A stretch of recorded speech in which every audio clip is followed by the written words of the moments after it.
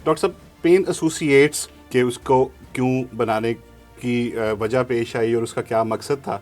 तो बेसिकली हम ये चाह रहे थे कि जी डिफरेंट स्पेशलिटीज़ के लोग, जिसमें एनेस्थीसिया से, जनरल सर्जरी से, ऑर्थोपीडिक्स से, ये लोग आए, फिज़िकल मेडिसिन रिहैब से आए, इंटरवेंशन रेडियोलॉजी से आए, या वो मरीज़ जिनको दर्द स्टार्ट हुई है और वो लेट्स सपोज अगर हम सयाटिका की या शैटिका या टंगरी के दर्द की बात करें, अगर दर्द की शिद्दत बहुत ज़्यादा है कि मरीज़ चलने फिरने से, उठने बैठने के काबिल भी नहीं रहा और उससे कासर है, तो उसको वेट नहीं करना चाहिए। बिस्मिल्लाहिर्रहमानिर्रहीम, अस्सलामु अलैकुम हाज़रीन और नाज़रीन। मैं आपका host doctor Waqas Ashraf Chaudhry, consultant interventional pain management and regenerative medicine specialist. आज हम दोबारा से पेन एसोसिएट के ऑफिशियल पॉडकास्ट की सीरीज़ में हाज़िर हुए हैं, which is centre for pain management and regenerative medicine. और हमारे साथ हमारे मोहतरम गेस्ट डॉक्टर शहजाद अनवर हमारे साथ शामिल हैं। अस्सलाम थैंक यू वालेकुम सर। सर। वालेकुम अस्सलाम। पिछले पॉडकास्ट की तरह अब हमने थोड़ा सा जिक्र किया था पेन एसोसिएट्स के बारे में, तो आज हम तफसीलन डॉक्टर साहब से जानना चाहेंगे कि पेन एसोसिएट्स है क्या, पेन एसोसिएट्स में किस तरह के अमराज की तशखीस और इलाज किया जाता है, और कौन से मरीज़ हैं जो साल साल से दर्द में मुब्तला हैं या जो दर्द का इलाज करवा चुके हैं, या अगर उनकी सर्जरी भी हो चुकी है और उनको आराम नहीं मिल रहा तो किस तरह से वो अप्रोच कर सकते हैं। डॉक्टर साहब, पेन एसोसिएट्स हमने लास्ट में जिक्र किया कि उसको क्यों बनाने की वजह पेश आई और उसका क्या मकसद था, तो मैं चाहता हूं कि हम उस पर थोड़ा सा, हमारे नाजरीन के बहुत सारे क्वेश्चंस इसमें आ रहे हैं, कि थोड़ा डिटेल में बताइए पेन एसोसिएट्स के बारे में। जी बिस्मिल्लाहिर्रहमानिर्रहीम। Doctor Waqas, thank you so very much. देखिए, पेन एसोसिएट्स का आइडिया बहुत सारे सालों से मेरे जहन में था, लेकिन एसोसिएट्स मींस कि आप इज़ अ टीम, कि जो प्रॉपरली ट्रेंड हैं इस स्पेशलिटी में। तो अब माशाल्लाह आप doctor Daud, doctor Shahir, doctor Saleem Bashir, मैं बहुत सारे दोस्तों का नाम ले सकता हूँ कि जो I feel proud, I feel humbled के आप लोगों ने ना सिर्फ लर्न किया बल्कि किस तरह से स्पेशलिटी में एक्सेलरेट किया। अब चूंकि हमारे पास ह्यूमन रिसोर्स और ट्रेन लोग मौजूद हैं, तो अब वो वक्त आ गया कि हम इस जो कंसेप्ट था उसको अमली जामा पहनाएं। तो बेसिकली हम ये चाह रहे थे कि जी डिफरेंट स्पेशलिटीज़ के लोग, जिसमें एनेस्थीसिया से, जनरल सर्जरी से, ऑर्थोपीडिक्स से, ये लोग आए, फिज़िकल मेडिसिन रिहैब से आए, इंटरवेंशन रेडियोलॉजी से आए, तो वो लोग अपनी जो बैकग्राउंड विजडम है, जो क्लिनिकल स्किल्स है, वो भी लेके आए, क्योंकि हर स्पेशलिटी की अपनी स्ट्रेंथ्स हैं। जो पेन मैनेजमेंट है, पेन मैनेजमेंट सर से लेके पाँव तक, आपको कहीं भी दर्द है, वो नोसिसेप्टिव पट्ठों जोड़ों का दर्द है, वो एब्डोमिनल पेन है, वो आपको एंजाइना का दर्द है, वो कैंसर का दर्द है, तो आप एक शख्स हर चीज़ को ट्रीट नहीं कर सकता। It's a team work. Ahad सिर्फ अल्लाह की ज़ात है, और वो उसके तो कुन कहने की क्या ही बात है। हम आप सारे टीम प्लेयर्स हैं, हर एक की अपनी स्ट्रेंथ्स हैं। तो हम लोग अगर मिल के काम करेंगे, अगर मैं पेन एसोसिएट्स की बात करूं, आप डॉक्टर दाऊद, शाहिर, सलीम बशीर, मैं, हम सब मिल के अपने अपने डोमेन, अपने अपने एरिया में जब काम करेंगे तो मरीज़ को ज़्यादा बेहतर और क्वालिटी सर्विसेज दे सकेंगे। एक चीज़ दूसरी ये है कि आप जो क्रॉनिक पेन है, क्रॉनिक पेन कोई रहमत नहीं है, ये इट्सेल्फ एक डिजीज़ है और एक स्पेक्ट्रम है, आई वुड से, कि जिसमें मस्कुलर, न्यूरोपैथिक, आपकी बोन, एब्डोमिनल, हर तरह का विसरा इन्वॉल्व होता है। सेंट्रल पेन है, पेरिफेरल पेन है, न्यूरोपैथिक पेन है। ये सारी पेन को आप अपने अपने एरिया में जब लेके चलेंगे, इवैल्यूएशन करेंगे, तो एज ए टीम जब मिलके काम करेंगे तो उसमें ज़्यादा बेहतर और अच्छी आउटकम्स मिलेंगी। ज़बरदस्त। नाजरीन, doctors hospital, Farooq hospital, DHA, PKLI Pakistan kidney and liver institute, Chaudhry Muhammad Akram teaching hospital में बेसिकली हमारे OPDs और प्रोसीजर्स वो चल रहे हैं। हम मज़ीद आगे फर्दर चलते हुए डॉक्टर साहब से पूछना चाहेंगे, डॉक्टर साहब, कौन से मरीज़ जिनको पेन क्लिनिक में डायरेक्टली आना चाहिए, या अगर वो रेफ़र हुए हैं किसी फिजियोथेरापिस्ट ने रेफ़र किया है, ऑर्थोपेडिक्स ने रेफ़र किया है, न्यूरोसर्जन ने रेफ़र किया है, या अगर सर्जरी हो चुकी है, या वो मरीज़ जिनको दर्द स्टार्ट हुई है और वो लेट्स सपोज अगर हम सयाटिका की या शैटिका या टंगरी के दर्द की बात करें, अगर 2 या 3 दिन गुजरे हैं और उसकी कोई इन्वेस्टिगेशंस नहीं हुई, तो क्या वो मरीज़ डायरेक्टली पेन फिजिशियन के पास आ सकते हैं या पहले उनको अपने फैमिली फिजिशियन के पास जाना चाहिए? देखें जी, ये डिपेंड करता है दर्द की शिद्दत कितनी है और उस पेशेंट की क्वालिटी ऑफ लाइफ कितनी कंप्रोमाइज़ हो रही है, कितनी इफ़ेक्ट हो रही है। अगर दर्द की शिद्दत बहुत ज़्यादा है कि मरीज़ चलने फिरने से, उठने बैठने के काबिल भी नहीं रहा और उससे कासर है, तो उसको वेट नहीं करना चाहिए। अगर हम जनरली बात करें तो WHO ने बहुत साल पहले एक WHO लैडर, बिल्कुल, जो पूरी दुनिया में एक्सेप्टेड है, बिल्कुल। वो प्रेजेंट किया कि जी अगर मरीज़ दर्द के साथ आता है तो आप 2 हफ्ते के लिए उसको कोई दवाई भी ना दें। आप उसको फिजियोथेरेपी, रिहैब, एक्यूपंक्चर से ट्रीट करें। अगर मरीज़ ठीक हो जाता है, अगर नहीं ठीक होता तो आप दवाइयों पे डालें, फिर दवाइयों की मिकदार बढ़ाते जाएँ, नारकोटिक, एनाल्जेसिक, ओपियोइड्स पे चले जाएँ, फिर आप सर्जरी की तरफ चले जाएँ। तो इसमें एक बहुत बड़ा मिसिंग लिंक था।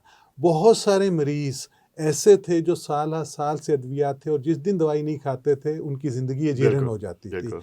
तो इसके लिए साइंस, मेडिकल साइंस में एक नई जिद्दत आई जिसको हम कहते हैं interventional pain medicine. Interventional pain medicine है क्या? इंटरवेंशनल पेन मेडिसिन वो सुपरा स्पेशलिटी है जिसमें आप दायमी दर्दें, वो किसी भी किस्म की हैं, वो असाबी दर्द है, वो पट्ठों जोड़ों का दर्द है, वो सर दर्द है, मिग्रेन है, कैंसर का दर्द है, एब्डोमिनल विसरल पेन है क्रॉनिक, आप उसको टारगेटेड अप्रोच करें। टारगेटेड अप्रोच का मतलब क्या है? देखें, बॉडी में जो सारा निज़ाम चल रहा है वो नर्व्स पे, नर्वस सिस्टम पे चल रहा बिल्कुल। है। और अगर हम नर्वस सिस्टम की बात करें तो सेंट्रल नर्वस सिस्टम, जिसमें ब्रेन और स्पाइनल कॉर्ड है, और पेरिफेरल नर्व्स हैं। पेरिफेरल नर्व्स 3 तरह की हैं। एक को हम मोटर नर्व्स कहते हैं जो आपकी मूवमेंट में हेल्प करती हैं। ठीक है, दूसरी सेंसरी नर्व्स हैं जो आपकी टच, पेन, सेंसेशन को कैरी करती हैं। बिल्कुल। और तीसरी जो है वो आपकी ऑटोनॉमिक नर्व्स हैं जो आपके ब्लड फ्लो, विसरा को, नर्व्स को, मसल्स को कंट्रोल करती हैं। होता ये है कि किसी भी वजह से, इवन पट्ठों के खिंचाव की वजह से, या हड्डियों के बुरबुरा होने, चोंचे निकलने से, या किसी कैंसर के ट्यूमर की वजह से, या किसी भी ओवर एक्टिविटी की वजह से ऑटोनॉमिक, वो नर्व्स जो हैं वो इंजर होती हैं, इन्फ्लेम होती हैं, कंप्रोमाइज़ होती हैं, तो आपको पेन होता है। अगर हम खाली अद्वियात की बात करें या खाली फिजियो की बात करें तो एक हद तक तो पेशेंट को फ़ायदा होता है, लेकिन उसके बाद मरीज़ को फ़ायदा नहीं होता। तो उसके लिए इंटरवेंशनल पेन मैनेजमेंट में हम टारगेटेड अप्रोच के हम वो जो नर्व जिसकी पैथोलॉजी है, जो ज़ख्मी हो रहा है, जो इंजर्ड है, उसको या तो ब्लॉक करते हैं। ब्लॉक टर्म है, हम किसी भी चीज़ को ब्लॉक नहीं कर बिल्कुल, रहे होते। बिल्कुल। हम वहाँ पे नमिंग मेडिसिन विद और विदाउट स्टीरॉयड, जो एंटी बिल्कुल, इन्फ्लेमेटरी इफेक्ट करती है, बिल्कुल। वो इंजेक्ट करते हैं। ये सादा तरीन तरीका है जिसको हम नर्व ब्लॉक या सिलेक्टिव नर्व रूट ब्लॉक कहते हैं। बिल्कुल। इसके बाद जो नेक्स्ट स्टेज है उसमें हम रेडियो फ्रीक्वेंसी एब्लेशंस या क्रायो फ्रीजिंग करते हैं बिल्कुल। कि हम उन नर्व्स को, जो प्योर सेंसरी नर्व्स हैं, उनको परमानेंट नम कर देते हैं, जिससे मरीज को लॉन्ग टर्म बेनिफिट होता है रीजनेबली। सही। अब जो नई टेक्निक आ गई है उसमें हम इसका भी एक हद तक, हमने हज़ारों लाखों मरीज़ों की एब्लेशंस की हैं, वो सारा कुछ किया, लेकिन हम क्या देखते थे, मरीज़ 6 महीने, 1 साल बाद दोबारा उसी शिकायत के साथ या उससे ज़्यादा दर्द के साथ वापस आ जाता बिल्कुल। था, क्योंकि हम सिर्फ पेन को ट्रीट कर रहे थे। सही। जबकि अब हमें ये इदराक हुआ है, ये समझ में आया है कि जी पेन एक छोटा सेगमेंट है, आपने उसकी फंक्शनल रेस्टोरेशन बिल्कुल, करनी है। बिल्कुल। फंक्शनल रेस्टोरेशन का क्या मतलब है कि मरीज का दर्द कम हो, उसकी मसल स्ट्रेंथ हो, और कोई वीकनेस ना आए, और वो अपनी एक्टिविटीज़ जो हैं एज वाइज वो नॉर्मल पैरामीटर्स पे गुजार सके। This is functional improvement. सही। तो अब जो शिफ्ट है कि जी एब्लेशन से या फ्रीजिंग से या नर्व ब्लॉक से हम न्यूरोमॉड्यूलेशन की तरफ। न्यूरोमॉड्यूलेशन क्या है, बड़ा कॉमनली हम सुनते हैं। बिल्कुल। न्यूरोमॉड्यूलेशन में हम जो अफेक्टेड नर्व है, नर्व रूट है, डॉर्सल रूट गैंग्लियन है, या पेरिफेरल नर्व है, हम वहाँ पे पहुँचते हैं नीडल या कैनुला के साथ और टेम्परेचर इंक्रीज नहीं करते। हम वहाँ पे हाई डोज देते हैं रेडियो फ्रीक्वेंसी की। वो क्या करता है, अगर हम क्रॉनिक पेन की पैथोफिजियोलॉजी समझें तो एक टर्म है जो हम आप अच्छी तरह समझते हैं मरीजों के लिए कि जी सेंसिटाइजेशन। सेंसिटाइजेशन टर्म है जो क्रॉनिक पेन का सबसे बड़ा फिनोमिनन है और जो दर्द को ठीक नहीं होता। इसमें होता क्या है, अल्लाह ने जिस्म में दो तरह के नर्व्स रखे हैं। अगर मैं सेंसरी नर्व्स की बात करूं, एक को हम एफरेंट कहते हैं कि आपको कोई चुटकी काटी, कोई बर्न हुआ, कोई चोट लगी तो आपकी जो नसें हैं जिसमें ए डेल्टा और सी फाइबर्स हैं वो मैसेज कैरी करते हैं स्पाइनल कॉर्ड और फिर ब्रेन के डिफरेंट पार्ट जो परसीव करते हैं और फिर उसके रिस्पांस में पहला तो रिफ्लेक्स आता है स्पाइनल कॉर्ड से कि आप उस हाथ को या उस जगह को परे कर लेते हैं प्रोटेक्टिव मैया। देन ब्रेन उसको प्रोसेस करता है और फिर जो आपके डिसेंडिंग या इफरेंट पाथवेज हैं वो एक्टिवेट होते हैं और बॉडी में वो केमिकल, वो सब्सटेंसेस रिलीज होते हैं जो एंटी इन्फ्लेमेटरी हैं। तो ये बॉडी का पहला मुदाफ़ती निज़ाम है दर्द के लिए। लेकिन जब दर्द हफ्तों से महीनों में चले जाए तो क्या होता है कि जो हमारे असेंडिंग या एफरेंट पाथवेज हैं जो नसें ऊपर लेके जा रही हैं वो कई गुना तगड़ी हो जाती हैं। और कुदरत का निज़ाम ये है कि जब एक बंदा बहुत तगड़ा हो जाए तो दूसरे नेचुरली कमज़ोर हो जाएंगे। ठीक है, तो न्यूरोमॉड्यूलेशन में हम जो आपकी एम्प्लीफाइड फाइबर्स हैं जो ओवर एक्टिव हैं, जो बहुत तगड़े हैं, उनको नॉर्मलाइज करते हैं कि उनकी सेंसिटिविटी कम हो जाती है। इसके साथ साथ जब वो माइल्ड होंगे, नॉर्मल होंगे, तो जो आपके इनहिबिटरी पाथवेज हैं वो नॉर्मलाइज, वो तगड़े हो जाएंगे। दिस इज न्यूरोमॉड्यूलेशन कि आप जो कुदरती फिजियोलॉजी है उसको बहाल कर रहे हैं। इसके साथ साथ ओवर द ईयर्स जब किसी को पेन है, वो घुटने है, टांगों में है, तो जब वो उसको यूज़ नहीं करता तो उसके लिगामेंट्स, उसके मसल्स, पट्टे जो हैं वो कमज़ोर हो जाते हैं। आप दर्द ख़त्म भी हो जाए, जब बॉडी उसको सपोर्ट नहीं करती तो पेशेंट को पूरी तरह से फ़ायदा नहीं होता। तो उसके लिए हमने क्या करना है, उसके लिए हमने रीजनरेटिव टूल्स यूज़ करते हैं। आसान तरीन तरीका फोटोबायोमॉड्यूलेशन है, सेलुलर फंक्शन इम्प्रूव होता है, मसल फंक्शन इम्प्रूव होता है। प्रोलोथेरेपी है जिसमें आप डेक्सट्रोज की डिफरेंट कंसंट्रेशन यूज़ करते हैं। पीआरपी है, ल्यूकोसाइट रिच, ल्यूकोसाइट पुअर, इस पे हम बाद में बात करेंगे कि कौन सा सेगमेंट कहाँ पे यूज़ करना है। हर तरह का पीआरपी हर जगह इस्तेमाल करने से नुकसान ज़्यादा है। इसी तरह एक्सोसोम्स हैं, स्टेम सेल हैं, डिपेंडिंग कि हमें किस चीज़ की ज़रूरत है। तो रीजनरेटिव कास्केड से आप उसका जो मसल फंक्शन है, मसल स्ट्रेंथ है, टोन है, उसको एक बोलस डोज या स्टिमुलेट करते हैं। तीसरी जो सबसे इम्पॉर्टेंट चीज़ है वो है synchronised smart physio and rehab. ठीक है, नॉर्मली ट्रस्ट मी कि मैं अपने पेशेंट्स को जब कहता हूँ कि अब ये हमने प्रोसीजर कर दिया है, आपकी पेन 70, 80, 90% बेहतर है और अगर आप चाहते हैं कि आप साल साल ये तकलीफ़ वापस ना आए तो आप इसके साथ फिजियोथेरेपी रिहैब कराएं। तो वो इमीडिएटली क्या कहते हैं, डॉक्टर साहब असी कन्ना नूं हथ लाए, असी फिजियोथेरेपी कराई सी, साड़ी दर्द वध गई सी। बिल्कुल। तो प्रॉब्लम फिजियो रिहैब से नहीं है, हमारी अप्रोच से है।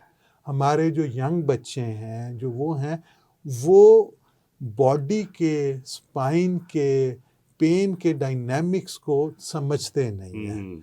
मेरी उनसे रिक्वेस्ट ये है, ख़ासकर अपने यंग फिजियोथेरापिस्ट से, कि बेटा हम आप क्रॉनिक पेन के लिए T20 नहीं खेल रहे। This is more than a test match कि पेशेंट जो है अपना पूरा ट्रस्ट करके अल्लाह के बाद आपके हाथ में है और अगर आप मरीज़ की लिमिटेशंस को समझे बगैर आप उसको ओवरलोड कर देंगे, आप उसको चला देंगे, आप ज़्यादा स्ट्रेच कर देंगे, तो मरीज़ जो है एक तो उसमें मसल गार्डिंग आएगी, उसका पेन बढ़ जाएगा और मरीज़ सारी उम्र के लिए भाग जाएगा। बिल्कुल ऐसे ही है। तो मैं आपसे ये कहूँगा कि काइंडली आप मरीज़ को चेक करें, लेट हिम डू कि जो उसकी normal active range of motion है, एक्टिव मूवमेंट की, देन आप उसको ग्रेजुअली उसी रेंज में कपल ऑफ वीक्स लेके चलें, आप देखेंगे 3 से 4 हफ्ते में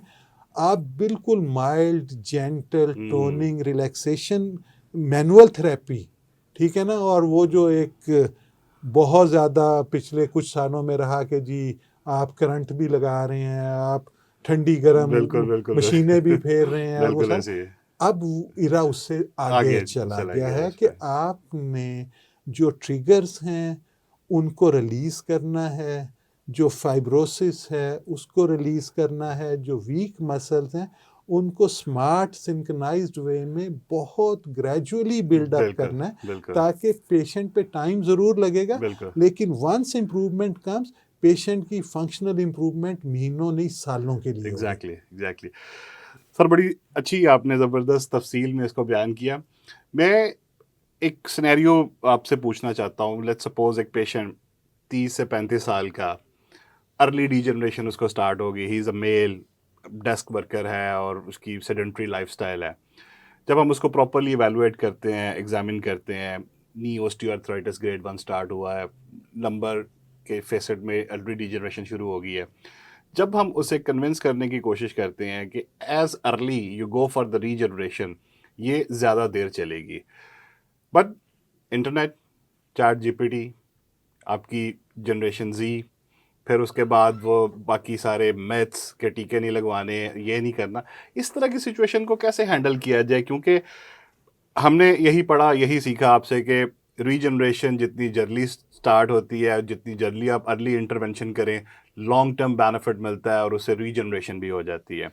तो इस तरह की सिचुएशंस बहुत सारी हमारे पाई जाती हैं माशरे में, जो लोग इंटरवेंशन की तरफ नहीं आना चाहते या ये समझते हैं कि ये कोई मैथ है कि अगर आप एक दफ़ा नर्व ब्लॉक कर दें या कोई टीके लगवा लें तो उसके बाद आपको खुदा ना खास्ता ये किसी बीमारी की तरह लग जाते हैं और आपको हर 6 महीने बाद लगवाने पड़ते हैं। इसको कैसे एड्रेस करेंगे? इसमें देखें, पार्टली ये बात ठीक भी है, क्योंकि कन्वेंशनली जब तक आप स्टीरॉयड्स का एक्सेसिव यूज़ कर रहे थे, और ख़ासकर पार्टिकुलेट स्टीरॉयड जो डेपो प्रेपरेशन है, तो क्या होता था कि पेशेंट को कुछ महीनों के लिए फ़ायदा होता था, फिर जब डेपो प्रेपरेशन जब आप करते हैं तो वो वहाँ पे पड़ा रहता है, वो सिस्टेमिकली उसका पार्टिकुलेट साइज इतना बड़ा होता है कि वो सिस्टेमिक इफेक्ट नहीं आता, तो वहाँ पे फर्दर फाइब्रोसिस और एडिशंस और वो बहुत सारी चीज़ें करता है।